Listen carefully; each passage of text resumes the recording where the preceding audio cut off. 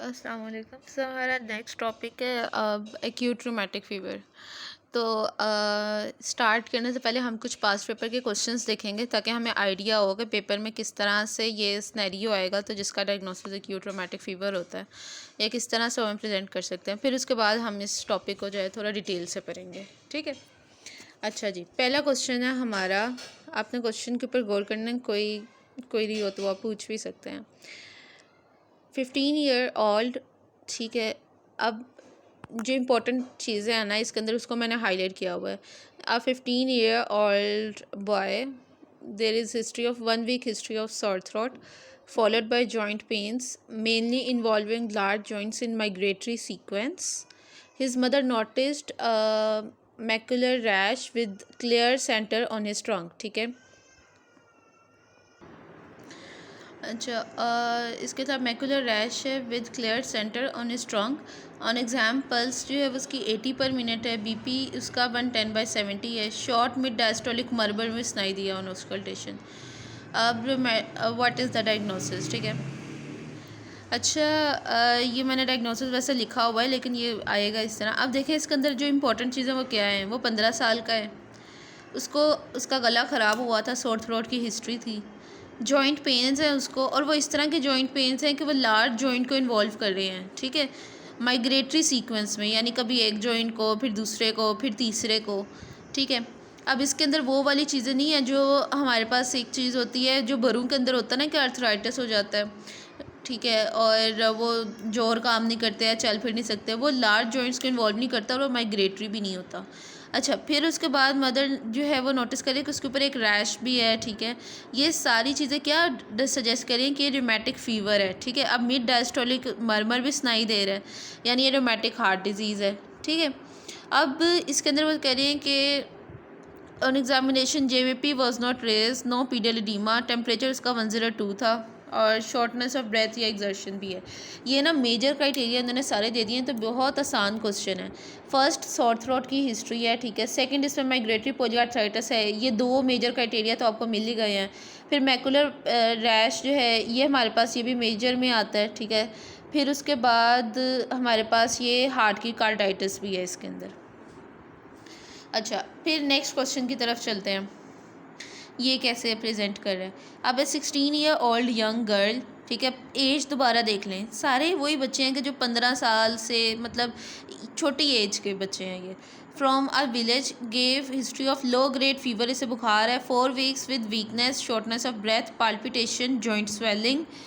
अच्छा, आम तौर पे ना जॉइंट्स के मसले इस एज में नहीं आते, बड़ी एज में आते हैं, ठीक है। तो इसका मतलब ये आपका अगर तो कोई होता ओल्ड एज पर्सन आता, उसका जॉइंट का मसला है, फिर उसके अंदर छोटे छोटे जॉइंट्स इन्वॉल्व हैं, MIP DIP, जो छोटे छोटे जॉइंट्स होते हैं ये इन्वॉल्व हैं। कहता मुझसे काम नहीं किया जाता, मैं थोड़ा सा काम करता हूँ, मैं थक जाता हूँ, सुबह सुबह जो है वो ज़्यादा उसका थकावट होती है, आहिस्ता आहिस्ता बेहतर हो जाती है, मैं उसको रूमेटॉइड आर्थराइटिस कहती। लेकिन ये यंग पेशेंट है, इसके अंदर आर्थराइटिस है। फिर इसके अंदर जो है वो फिर आगे हम चलते हैं थोड़ा सा। शी लुक 6, टेम्परेचर 100.5 है, पल्स 102 है, BP 100/60 है। Auscultation reveals grade 3 diastolic murmur, ठीक है। मर्मर भी है इसके अंदर, यानी कार्डाइटिस का कंपोनेंट कहीं ना कहीं एग्जिस्ट कर रहा है। शी है small nodules along extensor surface of Shin and arm, ठीक है। अब ये इसके अंदर नोड्यूल्स भी हैं, ठीक है, ठीक है, यानी सबक्यूटेनियस नोड्यूल्स भी हैं इसके अंदर। फिर टेंडर स्वेलिंग है लेफ्ट और राइट नी जॉइंट की, बड़े जॉइंट इन्वॉल्व हैं। चेस्ट एक्सरे पे कार्डियोमेगाली भी मिली है। तो ये क्या है, ये रोमेटिक हार्ट डिजीज़ है, ठीक है। ये सारे इसके अंदर इसका मेजर क्राइटेरिया फुलफिल हो रहे हैं। ये भी कोई इतना मुश्किल नहीं था। अब हम नेक्स्ट क्वेश्चन देख लेते हैं एक बार, ये किस तरह प्रेजेंट कर रहा है। 18 ईयर ओल्ड गर्ल है, प्रेजेंट करिए with history of weakness of right half of upper body for 6 hours, यानी 6 घंटे से ना उसके अपर हाफ बॉडी का जो अपर हाफ है उसमें उसको वीकनेस फील हो रही है। और जब हमने एग्जामिनेशन किया तो इरेगुलर पल्स थी उसकी, ठीक है। और फिर उसमें जॉइंट पेन्स भी है, उसको फीवर भी है ऑन एंड ऑफ। अच्छा, ये जो है ना थोड़ा सा सोचने वाला है अब यहाँ पे। अब देखें, बच्ची तो 18 साल की है, इसके अंदर वीकनेस उसमें अपर हाफ ऑफ बॉडी में हो रही है, ठीक है। फिर इरेगुलर पल्स, इसमें सारी चीज़ें नहीं दी हुई। ये चीज़ें जो है ना इरेगुलर पल्स आपको एट्रियल फिब्रिलेशन में मिलती है। अब उसको जॉइंट पेन भी है, 18 ईयर की है वो, और जॉइंट पेन है उसको, ठीक है। फीवर भी है ऑन एंड ऑफ। ये जो चीज़ है ना अब यहाँ पे आ गया थोड़ा सा आपके पास जॉइंट पेन मेजर क्राइटेरिया होता है हमारे पास ये रियोमेटिक फ़ीवर का। था, ठीक है। और इसमें उन्होंने हिस्ट्री कोई सोर थ्रोट की दी नहीं है, लेकिन फ़ीवर भी है, ये माइनर क्राइटेरिया है इसका। फिर ये हार्ट की इन्वॉल्वमेंट कहीं ना कहीं हो रही है, यानी एट्रियल फिब्रिलेशन की तरफ जा रहा है, तो इसका मतलब ये थोड़ा बहुत जो अगर हम इसको डायग्नोसिस करें तो एक्यूट रोमेटिक फ़ीवर हुआ होगा इसको कभी। अब ये एट्रियल फिब्रिलेशन की तरफ जा रहा है, और ये जो इसको वीकनेस आ रही है ना, पैरालिसिस की तौर पे जो इसको प्रेजेंट कर रही है, इसका मतलब ये है कि इसको एक्यूट रोमेटिक फ़ीवर था। अब वो जो डिज़ीज़ थी वो इसकी एट्रियल हार्ट की इन्वॉल्वमेंट भी की है उसने, एट्रियल फिब्रिलेशन भी की है, और ये एम्बॉलिक स्ट्रोक की तरफ जा रही है बच्ची। जितनी एक्यूट प्रेजेंटेशन ये दे रही है ना, तो ये एम्बॉलिक एट्रियल फिब्रिलेशन जो है ना, ये थ्रोम्बाई डालता है हमारे पास, थ्रोम्बस जो है वो फेंक सकता है आपके सिस्टमिक सर्कुलेशन में, जो सीएनएस में जाके क्लॉग कर सकते हैं, एम्बॉलिक स्ट्रोक हो सकता है। तो ये एक क्वेश्चन जो है वो आपको इस तरह से भी आ सकता है, थोड़ा सा वेग है। और अब हम ज़रा देखते हैं अपने टॉपिक को। What is acute rheumatic fever. आपने देख तो लिया कि प्रेजेंट कैसे करता है, और इसके आपको मेजर क्राइटेरिया भी समझ आ गए हैं। मेजर क्राइटेरिया इसके क्या हैं मैं आपको बता दूं। एक तो ये कि माइग्रेटरी पोलियार्थराइटिस होता है, ठीक है, कि कभी नी जॉइंट हो गया, एक जॉइंट में हो रही है दर्द, फिर दूसरे में, फिर तीसरे में। कार्डाइटिस हो सकता है इसमें, वो आपने देखा क्वेश्चन में इन्होंने प्रेजेंट किया हुआ था। सबक्यूटेनियस नोड्यूल्स आपने देखा एक सवाल में दिए हुए थे। इरेदिमा मार्जिनेटम, ये भी आपने देखा एक क्वेश्चन में इन्होंने बताया हुआ था कि उसको रैश जो है वो बच्ची को हो रहा है, तो ये रैश भी आता है। फिर सिंडम हैम कोरिया जो है ये भी इसमें आता है कि एक जर्की मूवमेंट्स जो होती हैं ना इस तरह की, वो भी ये सीएनएस इन्वॉल्वमेंट के साथ जो है वो प्रेजेंट कर रही होती हैं। फिर उसके बाद जो है इसमें सोर थ्रोट भी बताया गया, तो आपको टॉपिक समझ आ गया, ये 4 सिनेरियोज देख के ना टॉपिक आपको समझ आ चुका है। अब मैंने बस उसकी डिटेल्स लेनी है और जो इसके अंदर टॉपिक बातें हैं उसको थोड़ा सा एक्सप्लेन करना है। अब जी रोमेटिक फ़ीवर क्या है कि जी बंदे का पहले हुआ था गला ख़राब तो हो गया, लेकिन मसला क्या बना, मसला ये बना कि उस बैक्टीरिया की सरफेस पर ना एम प्रोटीन थी, ठीक है। अब ये इसके ऊपर ना सपोज बैक्टीरिया के ऊपर एम प्रोटीन एंटीजन है, ठीक है। हमारी बॉडी के अंदर बैक्टीरिया आया, ठीक है, स्ट्रेप्टोकोकस जो था, बीटा हीमोलिटिक स्ट्रेप्टोकोकाई, तो हमारी बॉडी ने एंटीबॉडीज़ बनाई। अब ये एंटीबॉडीज़ ने अटैक करना था इसको, लेकिन हुआ ये कि इसी तरह के सिमिलर एम प्रोटीन जो है हमारी बॉडी के अपने जो है ना वो बॉडी में भी पड़ी हुई थी, तो इसने क्रॉस रिएक्शन कर लिया विद कनेक्टिव टिश्यू, ठीक है, या हमारी अपनी जो सेल्फ एंटीजन थे बॉडी के उसके साथ जो है वो इसने क्रॉस रिएक्ट कर लिया, जिसकी वजह से ये सारे फीचर्स हैं। अगर तो हम यहीं पे इसको एंटीबॉडी दे देते ये ठीक हो जाता, लेकिन अब हमने क्या किया, हमने इसको छोड़ दिया, हमने इसका प्रॉपर्ली सही तरीके से इलाज नहीं करवाया। अब वो बॉडी के अंदर वो डिफरेंट जो मैंने आपको क्राइटेरिया बताया उनके साथ मैनिफेस्ट कर रहे हैं। एंटीजन जो है ना ये होता है हमारे पास एन एसिटाइल ग्लाइकोसेमीन, ठीक है। अब इसमें हमारे पास आते क्या हैं कि ये जब एंटीबॉडीज़ हमारे बॉडी के अपने एंटीजन से रिएक्ट करना शुरू कर देती है ना, तो एस्कॉफ नोड्यूल्स जो है ना वो बनते हैं, ठीक है। अब ये एस्कॉफ नोड्यूल्स जो हैं ये हमारी बॉडी में जगह जगह बन जाते हैं, और सारी मैनिफेस्टेशंस जो है ना जो मैंने आपको बताई हैं, ठीक है, ये सारी आ रही होती हैं। और अब ज़रा हम देखते हैं यहाँ पे। अब देखिए इसमें होता है कि स्ट्रेप्टोकोकस था, group A beta haemolytic streptococci, बाकी मैंने आपको बता दिया। टाइप 2 हाइपर सेंसिटिविटी रिएक्शन हुआ, एम प्रोटीन थी, 5 से 15 साल एज होती है। अच्छा, फिर एंजाइटिस हुआ होता है पहले, ठीक है, और उसके 10 दिन बाद या 6 हफ्ते बाद जो है ये मैनिफेस्टेशन आना शुरू हो जाती है, उसका आपने इलाज नहीं करवाया। एस्कॉफ बॉडीज़ बनती हैं, ये एस्कॉफ बॉडीज़ जो है पैथोग्नोमिक है, यानी ये हमारे पास डायग्नोस्टिक है कि भाई हमारे पास SLE हुआ है, SLE कह रही हूँ सॉरी, एक्यूट रोमेटिक फ़ीवर हुआ है। फिर उसके बाद ये होता है किस तरह के मल्टी न्यूक्लिएटेड जॉइंट सेल्स जो हैं वो एस्कॉफ बॉडीज़ इस तरह की होती हैं कि ये जॉइंट सेल्स होते हैं जिसके लिए T लिम्फोसाइट्स होते हैं, ये जगह जगह बन जाते हैं, ठीक है। अब इसके अंदर आप ना आगे ये भी पढ़ोगे कि एस्कॉफ बॉडीज़ जो है ना वो हार्ट के अंदर, जैसे ये जो हमारा पाथवे होता है ना, एस से नोड है, ठीक है, फिर AV नोड है, फिर ये जो आगे AV नोड से आगे जो है वो परकिंजे फाइबर सारा जा रहा होता है। आप देखोगे कि एस से नोड से AV नोड के दरमियान वाले पाथवे पर ना यहाँ पर भी एस्कॉफ नोड्यूल्स बन जाते हैं जो ये पाथवे स्लो कर देते हैं, तो ये PR इंटरवल भी प्रोलॉन्ग कर देते हैं, हार्ट के ऊपर भी इफेक्ट डालते हैं, ये जॉइंट्स में भी चले जाते हैं। अब इसका डायग्नोस्टिक क्राइटेरिया जो है वो है जोन्स क्राइटेरिया, ठीक है। अब इस क्राइटेरिया के अकॉर्डिंगली अगर उसको स्ट्रेप्टोकोकल इन्फेक्शन हुआ है और उसके बाद जो है वो उसके 2 मेजर क्राइटेरिया आ जाते हैं, या दोनों मेजर नहीं मिले आपको, जैसे इसके अंदर तो आपको सारे मेजर मिल रहे थे ना कि माइग्रेटरी पोलियार्थराइटिस भी है, रैश भी है, ये सारा कुछ। और फिर अगर ऐसा ना हो तो 1 मेजर और 2 माइनर मिल जाएं, जैसे आपको इसमें थोड़े बहुत चीज़ें जो है ना वो आप दिख रही थी, या सेकंड वाले में इतने उन्होंने क्लियर नहीं किया हुआ था, तो 1 मेजर और 2 माइनर जो है वो मिल जाए, ठीक है। तो ये आपके पास जो है ना जोन्स क्राइटेरिया, जो अभी हम मेजर क्राइटेरिया मैंने आपको बता दी हैं, वही जो 5 थी। अब एविडेंस क्या है ग्रुप पे बीटा हिमोलिटिक स्ट्रेप्टोकोकाई का आपको कैसे मिलेगा? या तो आपको पॉजिटिव थ्रोट कल्चर मिल गया कि आपके पास ये वाला बैक्टीरिया प्रेजेंट है, या रैपिड स्ट्रेप्टोकोकल एंटीजन टेस्ट आपने करवाया है तो ASA टाइटर जो है वो आपका काफ़ी रेज आया, जिसका मतलब है कि बॉडी के अंदर एंटीबॉडीज़ भी मौजूद है और ये बैक्टीरिया आया था। फिर या anti streptolysin O ASO titer, sorry ASA कह रही हूँ, ASO टाइटर जो है वो रेज्ड है, या रिसेंट स्कारलेट फीवर हुआ है। तो ये आपको बता देगा इन चीज़ों का कि स्ट्रेप्टोकोकल इन्फेक्शन हुआ है इस बंदे को। मेजर क्राइटेरिया में माइग्रेटरी पोलियोआर्थराइटिस आता है, ठीक है, जिसमें मैंने आपको बताया कि कॉमन इनिशियल प्रेजेंटेशन होती है कि इन्फेक्शन के 2 हफ्ते के बाद जो है वो माइग्रेटरी पोलियोआर्थराइटिस बनता है। एक अच्छा एट अ टाइम या मल्टीपल जॉइंट इन्वॉल्वमेंट वो इस तरह से नहीं होती, पहले एक जॉइंट को किया, फिर वो ठीक हो गया, फिर दूसरे को किया, वो ठीक हो गया, तीसरे को किया। इवन ये इतना ज़्यादा होता है कि बच्चा जो है ना वो चल फिर नहीं पा रहा, यानी वो अपना नॉर्मल जो एक्टिविटी है ना वो नहीं कर पा रहा, वो वॉशरूम नहीं जा पा रहा, वो चल फिर नहीं सकता, वो सोया और फिर नथिंग, मतलब वो अपनी वो काम नहीं उस तरह से परफॉर्म कर पा रहा जिस तरह के उस एज के बच्चे को करने चाहिए। इसका ट्रीटमेंट जो है ना वो हम क्या देते हैं, आर्थराइटिस में हम एस्पिरिन देते हैं, या एस्पिरिन अगर बहुत ज़्यादा हो ना, यानी सीवियर पेन कर रहा हो और इस तरह से हो, फिर हम एस्पिरिन के साथ साथ एस्पिरिन के से भी अगर ज़्यादा सीवियर केसेस में देने पड़े तो हम नेप्रोक्सन जो है वो देते हैं।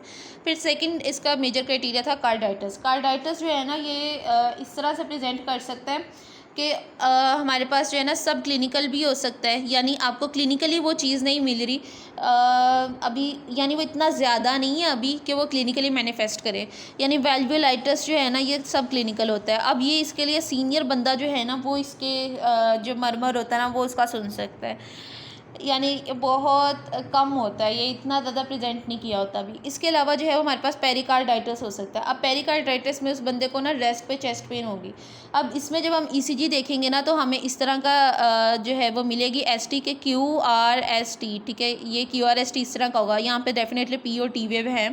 अब ये जो QRS एलिवेशन ST एलिवेशन है इसमें, और वो इस तरह की एलिवेशन होती है, कैसे लग रहा होता है जैसे वो स्माइल कर रहा है, स्माइल हम ऐसे ही करते हैं ना, ऐसे करके, तो ये स्माइलिंग ST बोलते हैं इसको, ठीक है। और इसमें हम ट्रीटमेंट क्या देते हैं, हम ट्रीटमेंट देते हैं पेरिकार्डाइटिस में स्टीरॉइड्स देते हैं हम, ठीक है। और इसके अलावा जो है इसमें सारी लीड्स जो है ना उसके अंदर आपको ST एलिवेशन मिल रही होती है जो कॉन्केव अपवर्ड्स होती है। एग्जामिनेशन पे एक बड़ी पिक्यूलियर सी फाइंडिंग है पेरिकार्डाइटिस में, आप बाद में भी पढ़ेंगे कि पेरिकार्डियल फ्रिक्शन रब जो है ना वो मिलता है हमें ऑस्कल्टेशन पे, ठीक है, पेरिकार्डियल फ्रिक्शन रब।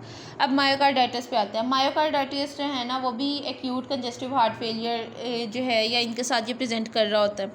अब इसमें क्या होता है कि ये डेथ कॉज कर सकता है। हम इसका ट्रीटमेंट किस तरह से करते हैं, अगर मायोकार्डाइटिस हो गया ना, हार्ट की 3 लेयर है ना, एक तो बाहर वाली पेरिकार्डाइटिस है, दरमियान में मस्कुलर लेयर है वो, उसका अगर इन्फेक्शन हुआ मायोकार्डाइटिस, और उससे अंदर एंडोकार्डाइटिस है और ये वॉल्व की इन्वॉल्वमेंट भी देगा। अब मायोकार्डाइटिस है ना तो इसमें हम जो देते हैं, मैंने आपको कंजेस्टिव हार्ट फेलियर में ना करवाया था, तो अब हम निमोनिक भी तब भी बताया था मैंने, LMNOP ये निमोनिक मैंने बताया था। L जो है वो इट स्टैंड फॉर लेजिक, यानी डायूरेटिक देना हमने, ठीक है। फिर ये M जो है इसका मतलब हम इस बंदे को मॉर्फिन देते हैं। N से मतलब हम इसको क्या देते हैं, नाइट्रेट जो है वो देते हैं, ठीक है। और O से हम इसको ऑक्सीजन देते हैं। P हम इसकी पोजीशन जो है ना वो इस तरह से करते हैं कि इसकी हार्ट ऊपर और लेग्स नीचे हो, ताकि हार्ट इजीली पंप कर सके और उसको मुश्किल ना आए, तो हम मायोकार्डाइटिस को ऐसे ट्रीट करते हैं। फिर हमारे पास एंडोकार्डाइटिस को हम यूजुअली प्रिवेंट नहीं कर सकते, ये हो जाता है बस। और एक्यूट केसेस जो है ना ये इस तरह से आता है कि वाल्वुलर लीजन जो है ना वो प्रेजेंट कर रही होती है, माइट्रल रिगर्गिटेशन, या इसके अंदर अगर चाइल्ड है ना तो माइट्रल रिगर्गिटेशन के साथ प्रेजेंट करता है। वो माइट्रल वॉल्व सबसे पहले इन्वॉल्व होता है क्योंकि वो हाई प्रेशर वॉल्व है, और जो लो प्रेशर वॉल्व है ना जैसे पल्मोनरी वॉल्व वगैरह उनकी इतनी इन्वॉल्वमेंट नहीं होती।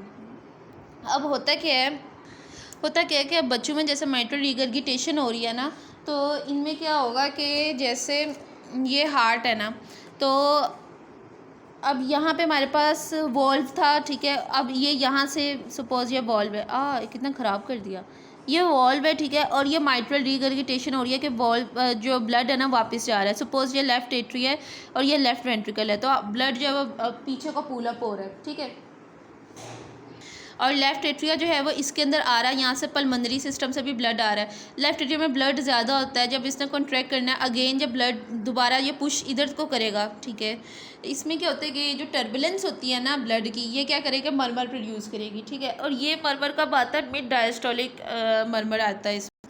ठीक है। तो ये कब आएगा मरमर? मिड डायस्टोलिक मरमर आएगा, यानी मरमर तब आएगा जब एट्रिया से ब्लड जो है वो वेंट्रिकल में आ रहा होगा, तो एक रश होगा, कभी रिगर्गिटेशन से पीछे जा रहा है वो ब्लड भी कहेगा कभी तो मुझे पीछे भेज देते हो, कभी तो मुझे आगे भेज देते हो, तो वो एक टर्बुलेंस क्रिएट होती है, यानी डायस्टोली के दरमियान जब वेंट्रिकल रिलैक्स कर रहा होता है और ये ब्लड आ रहा होता है तब मिड डायस्टोलिक के दरमियान आपको मरमर सुनाई देता है।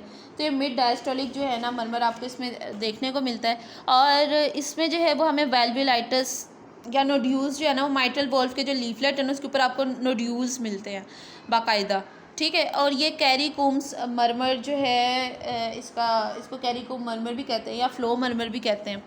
अच्छा, फिर उसके अलावा हमारे पास तीसरा मेजर क्राइटेरिया जो है ना वो है ये हमारे पास सबक्यूटेनियस नोड्यूल्स, ठीक है। सबक्यूटेनियस नोड्यूल्स भी देखने को मिलते हैं, और इरेदिमा मार्जिनेटम जिनके ज़रा स्किन वाइट होती है ना उसके अंदर आपको रेड रैश नज़र आता है, लेकिन जिनकी स्किन थोड़ी डार्क होगी ना तो उसके अंदर आपको ना ब्लैक के ऊपर रेड थोड़ा इतना प्रोमिनेंट नहीं होता, तो ये इतना देखने को नहीं मिलता, डिपेंड के स्किन के टेक्सचर पे डिपेंड करता है, ठीक है। कुछ लोगों में जिनका अगर बहुत डार्क कॉम्प्लेक्शन होगा तो उसमें इतना अच्छा नोटिस नहीं होगा ये। अच्छा, फिर है हमारे पास सियनस की मैनिफेस्टेशन है एक सिंडम हैम कोरिया। अच्छा, सिंडम हैम कोरिया जो है ना इसकी एक बड़ी मज़े की बात है वो ये कि इसके साथ जो है ना हमारी आर्थराइटिस और सिडेनहैम कोरिया जो है ना ये कभी भी को एग्जिस्ट नहीं करते, ये दोनों अलग अलग होते हैं। यानी कि अगर सोर थ्रोट हुआ था उसके बाद कभी आर्थराइटिस हुआ था वो भी इतना प्रोमिनेंट नहीं था, या सोर थ्रोट हुआ उसमें तो 2 हफ्ते के अंदर अंदर हो गया था ना, इसमें 3 महीने के बाद जाके ये होता है। तो पेशेंट को ना एक्चुअली में याद नहीं होता कि उसको ना 3 महीने पहले उसका गला ख़राब हुआ था, यानी अगर आपका गला ख़राब हो और 4-5 महीने बाद जाके आपको कोई और बीमारी हो और डॉक्टर आपसे पूछा आपका पहले कभी गला ख़राब होगा तो आपको याद भी नहीं होगा कि आपका गला ख़राब हुआ था। तो क्योंकि ये लेट मैनिफेस्टेशन होती है एक्यूट ट्रॉमेटिक फीवर की, तो पेशेंट जो है ना वो एक्चुअली सोर थ्रोट की हिस्ट्री को भूल चुका होता है, ठीक है। और इसके अंदर होता क्या है, अब इसके अंदर ये होता है कि ये ना जैसे आप कहते हैं मूवमेंट होती हैं हाथ की इस तरह की, तो अब उसकी वजह से क्या होगा कि ये पर्सन जो है ना ये बच्चा है ना एक, तो ये बच्चे की लिखाई ख़राब हो जाएगी। अब इसके टीचर कंप्लेन करेंगे कि बच्चा 15 साल का है या जैसे इतने साल का है और अब जो है ना पहले ये बड़ा अच्छा लिखा करता था, अब जो है ना वो बड़ी गंदी गंदी लिखाई करता है और ये इसके स्कूल की परफॉर्मेंस अच्छी नहीं है। तो पेरेंट्स को लगेगा कि बच्चा जानबूझ के पढ़ाई पे तवज्जो नहीं दे रहा, लेकिन एक्चुअली में उसका वो जो उसकी हैंड की मूवमेंट इस तरह की हो गई है जिसकी वजह से उसकी राइटिंग ख़राब हो रही है, वो जानबूझ के नहीं कर रहा, वो एक डिज़ीज़ है। अब अगर तो ये सारी चीज़ें जो है ना स्कूलास्टिक परफॉर्मेंस कम होने सारी चीज़ें अगर उसके साथ लीवर की इन्वॉल्वमेंट होना, वो विल्सन डिजीज़ होती है। हमारे वार्ड में भी एक पेशेंट है इस तरह का जिसमें ये दोनों चल रहे थे साथ साथ के, अभी एडमिट हुआ है, विल्सन डिजीज़ है या उसको रूमेटिक फ़ीवर है, क्योंकि उसने सोर थ्रोट की हिस्ट्री नहीं दी और अभी वैसे उसका वर्कअप वगैरह होगा तो फिर डायग्नोसिस बन जाएगा। अच्छा, तो ये हमारे पास सिडेनहैम कोरिया। अब इसकी जो है ना होती है क्या नाम है, जो ट्रीटमेंट है वो क्या होता है। ट्रीटमेंट इसका यही होता है कि ये सेल्फ लिमिटिंग होता है, हम इसमें कुछ भी नहीं देते, ठीक है। वजह ये है कि ये खुद ही ठीक हो जाता है आफ्टर सम टाइम, लेकिन अगर ये ठीक ना हो तो फिर आप क्या करें। मतलब अब अगर उसकी मदर कहेंगे नहीं मुझे ट्रीटमेंट करना है, मेरे बच्चे की स्कूलास्टिक परफॉर्मेंस भी कम हो रही है और ये अजीब सी मूवमेंट करता है और मुझे अच्छा नहीं लगता, या वो ट्रीटमेंट करवाना चाहती है, वैसे तो ये खुद ही ठीक हो जाता है, कुछ 5-6 महीने में खुद ही ठीक हो जाता है। अगर नहीं तो फिर हम इसके अंदर क्या करते हैं, सेकंड जो है वो हम वेलप्रोएट वगैरह ये चीज़ें जो है ना वो दे देते हैं इसको। वेलप्रोएट हो गया, हेलोपेरिडोल, ठीक है, और फिनोबार्बिटोन, इनके साथ ये ना रिस्पॉन्स कर जाता है। अगर फिर भी ये ठीक ना हो, यानी कि ये भी काम नहीं कर रहे, फिर हम जो है ना वो स्टीरॉइड्स की तरफ जाते हैं, ठीक है। फर्स्ट सेल्फ लिमिटिंग, सेकंड हमने वेलप्रोएट दिया, थर्ड हमने स्टीरॉइड्स दिए। अगर ठीक ना हुआ, अगर स्टीरॉइड से भी ठीक ना हो, मेडिकली रिफ्रैक्टरी है यानी कुछ भी करके ठीक नहीं हो रहा, तो फिर हम इंट्रावीनस इम्यूनोग्लोबुलिन दे देते हैं, ठीक है। अब उसके बाद जो है ना हमारे पास ये हो गया इसके मेजर क्राइटेरिया। अब माइनर क्राइटेरिया जो है ना वो इसके क्या है, माइनर क्राइटेरिया में आता है फीवर हो गया, आर्थ्रैल्जिया हो गया, एलिवेटेड ESR हो गया, या फर्स्ट डिग्री एबी ब्लॉक या ल्यूकोसाइटोसिस, ये माइनर है, ठीक है।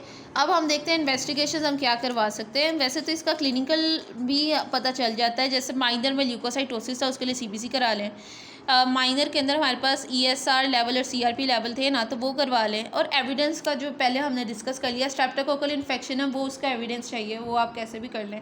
ASO टाइटर 200 से ज़्यादा होना चाहिए, 200 यूनिट से ज़्यादा। एडल्ट और चिल्ड्रन के अंदर 300 से ज़्यादा हो तो ये भाई डायग्नोस्टिक है। इसके अलावा थोड़ी बहुत जो हार्ट की मैनिफेस्टेशन अगर इन्वॉल्वमेंट होगी तो चेस्ट एक्सरे और ECG पे नज़र आ जाएगी, क्योंकि एक्यूट रोमेटिक फीवर है, ज़रूरी तो नहीं कि वो अभी रोमेटिक हार्ट डिजीज़ बन गया हो, ज़रूरी तो नहीं है कि अभी उसके अंदर कार्डाइटिस या वो वाल्वुलर लीजन जो है वो आ गई हों। ठीक है, ये हमने बताया कि ये सारी चीज़ें होती हैं। ठीक है, इट कैन प्रेजेंट, लेकिन सारी सिम्टम्स एक पेशेंट में इकट्ठे आ जाएं ऐसा तो नहीं होता। ठीक है, बुक में हम सारी चीज़ें पढ़ते हैं, पेशेंट्स के अंदर वो सारी चीज़ें ज़रूरी नहीं कि एट अ टाइम मैनिफेस्ट करें। इकोकार्डियोग्राफी पे अगर कोई वाल्व की इन्वॉल्वमेंट हो गई है तो वो नज़र आ जाएगी। एग्जामिनेशन पे आपको कोई मिड डायस्टोलिक मर्मर या इस तरह से वो आपको सुनाई दे देता है। अच्छा, फिर हम इसको ट्रीटमेंट कैसे करते हैं। ट्रीटमेंट वैसे मैंने आपको अलग अलग थोड़ा थोड़ा बता दी है। अब ना हमने इसके अंदर एक तो बेड रेस्ट है। ठीक है, हम उसको थोड़ा सा पहले, क्योंकि ये डिजीज़ ऐसी है जिसमें काफ़ी देर ट्रीटमेंट चलता है। फिर हम एंटीबायोटिक देते हैं उसके एक्यूट अटैक के लिए। ठीक है, वो हमने देख ली कि बेंजाइल पेनिसिलिन देनी है, ये तो कंफर्म है। ठीक है, अब उसके बाद अगर उसको पेनिसिलिन की एलर्जी है तो फिर हम उसको देते हैं मैक्रोलाइड्स या जिद्रोमाइसिन वगैरह। ठीक है, फिर हमारी नेक्स्ट चॉइस जो है ना वो दूसरी होती है। और उसके बाद हम इसके पेन है उसको हमने एस्पिरिन दे दिया उसको। ठीक है, फिर उसके अलावा मैंने आपको बताया कि आपने हर चीज़ को उसके लिहाज से ट्रीट करना है जैसे वो है, यानी कि आर्थराइटिस है आपने उसको एस्पिरिन दे दिया, उसको जो है वो था पेरिकार्डाइटिस था तो पेरिकार्डाइटिस के लिए भी आपने क्या दिए थे, पेरिकार्डाइटिस के लिए आपने स्टीरॉइड्स दिए थे। ठीक है, फिर इसके अलावा आप उसको सिंडम हेमकोरिया था तो उसके लिए आपने पहले वेलप्रोइड दिया था, अगर ठीक ना हुआ तो आपने उसको स्टीरॉइड्स दिए थे, उससे भी ठीक नहीं हुआ तो आपने इंट्रावीनस इम्यूनोग्लोबुलिन दिए थे। ठीक है, फिर इसके अलावा आपने इंजेक्शन लगाया था बेंजाइल पेनिसिलिन का, वो कितना दिया था आपने 1.2 मिलियन यूनिट जो है वो आपने लगा दिए थे इंट्रामस्कुलर। ठीक है, बेंजाइल पेनिसिलिन। अब उसके बाद है कि इसकी प्रिवेंशन कैसे करनी है। ये डिज़ीज़ जो है ना रिकरेंट है, दोबारा भी हो सकती है। अगर ये दोबारा भी हो सकती है ना तो हम बेंजाथीन पेनिसिलिन के जो इंजेक्शंस है ना वो इसको लगाते हैं हर हफ्ते। और वो किस तरह से लगाते हैं, अगर तो उसका ये है क्राइटेरिया कि अगर तो हमारे पास सिर्फ ऐसे है कि सिर्फ उस बंदे को कार्डाइटिस है। ठीक है, मतलब सिर्फ उसको फ़ीवर है। ठीक है, उसके अंदर दिल की कोई इन्वॉल्वमेंट नहीं है, कुछ भी नहीं है, तो हम उसको 21 साल तक ये प्रोफाइलैक्सिस जो है ना इसको कंटिन्यू करना पड़ेगा। लेकिन अगर वो कहता है नहीं भाई मैं इतना नहीं कर सकता तो फिर एटलीस्ट 5 ईयर्स तो ज़रूरी है। ठीक है, एक है कि इतना अच्छा है और एक चीज़ है कि अच्छा मैं इतना नहीं कर सकता तो मिनिमम इतना तो ज़रूर हो। ठीक है, ये दोनों इस लिहाज से। अब अगर तो इसके अंदर जो है वो क्या नाम है, ये है कि उसको रूमेटिक फ़ीवर है लेकिन हार्ट की कोई इन्वॉल्व नहीं है। अगर उसको क्या रूमेटिक फ़ीवर भी है और साथ में कोई हार्ट की मैनिफेस्टेशन है, रूमेटिक हार्ट डिजीज़ बन चुकी है वो, लेकिन कोई वाल्व इन्वॉल्व नहीं है। ठीक है, कोई माइट्रल स्टेनोसिस, माइट्रल रिगर्गिटेशन ऐसा कुछ नहीं है, फिर भी आप मैक्सिमम उसको 21 साल तक दोगे। अगर वो कहता है कि नहीं मैं इतनी देर नहीं लगा सकता, मैंने इतनी देर तक ये इंजेक्शन आप मुझे लगाते रहोगे, तो फिर आपने उसे कहना है कि एटलीस्ट 10 साल तो बहुत ज़रूरी है ना, 10 साल तो कहीं नहीं गए। ठीक है, और फिर उसके बाद अगर जो है वो उसके अंदर वॉल्व के इन्वॉल्वमेंट भी आ गए, जैसे माइट्रल स्टेनोसिस, माइट्रल रिगर्गिटेशन, कोई भी वॉल्व इन्वॉल्व हो गया है, तो अब उसको 40 साल तक जो है वो ये प्रोफाइलैक्सिस कंटिन्यू करना पड़ेगा।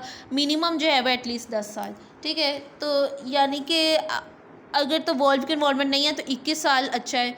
ठीक है, चाहे वो रूमेटिक हार्ट डिजीज़ है, रूमेटिक फीवर है, लेकिन अगर वॉल्व की इन्वॉल्वमेंट है तो 40 साल। अच्छा, अब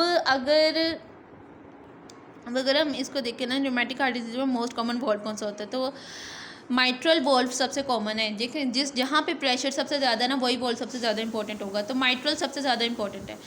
एक्यूट है, कम इतनी ड्यूरेशन इतनी ज़्यादा नहीं हुई तो माइट्रल रिगर्गिटेशन होगी। क्रॉनिक है तो माइट्रल स्टेनोसिस के साथ जो है वो प्रेजेंट करेगा। ठीक है, अब इसको जो है वो थोड़ा सा आप अगर बुक से भी रिवाइज़ कर लें तो फिर ज़रूर इंशाल्लाह भूलेगा नहीं, याद रहेगा।